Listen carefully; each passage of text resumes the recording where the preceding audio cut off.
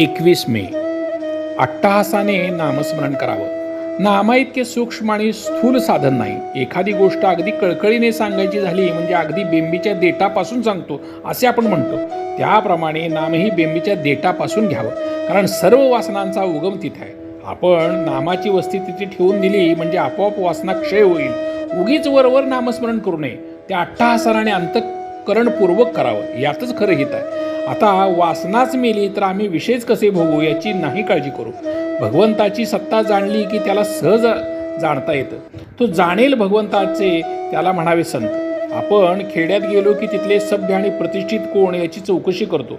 पाटील आम्हाला दिसतो, लोक सांगतात म्हणून आम्ही त्याची भेट घेऊ शकतो. पण परमात्मा निर्गुण निराकार त्याची ओळख कशी करून घ्यायची कळत नाही. आम्हाला कळत नाही. त्या सर्वच गोष्टी आम्ही कधी खोट्या मानतो का? आपल्याला असणारी तळमळ ही भगवंताची म्हणजे पूर्णत्वाची तळमळ. नास्तिकाचा सुद्धा पूर्णत्वाकडे ओढा आहे. तेव्हा या तळमळीला भगवंत हेच औषध आहे. कोणतीही गोष्ट तळमळी वाचून चांगली होत नाही. प्रत्येक जीवाला तळमळ आहे खरी, पण ती कशासाठी हवी ते चुकले.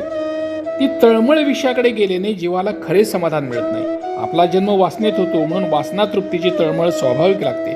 तिकडून काढून ती भगवंताकडे लावणे यात माणसाची खरी कर्तबगारी आहे. काय केले तर मग मी भगवंताचं होईल अशी तळमळ लागावी. ती न लागली तर आपले चुकले. वासनेच्या मागे जाणारी तळमळ भगवंताकडे लावण्यासाठी सगळी साधने आहेत. तळमळ निर्माण झाली की भगवंत हात देतो. जगामध्ये असे कोणतेही दुःख नाही की जे भगवंताच्या आनंदाला विरजण घालेल. प्रत्येकाला आनंद पाहिजे आहे. आनंद हेच भगवंताचं स्वरूप आहे. म्हणून मुळामध्ये असलेली गोडी आपण अभ्यासाने वाढवावी. भगवंत जर आपले मूळ स्वरूप आहे तर मग त्याचा अभ्यास करण्याचे काय प्रयोजन? तर त्याचे कारण हेच की आपल्याला भगवंताची विस्मृती झाली. भगवंत हा प्रेममूर्ती आहे, म्हणून मंदिरात जिकडे तिकडे प्रेम भरून टाकावं. दुसरा काय करतो हे न पाहता आपण काय करायला पाहिजे याचा विचार करावा.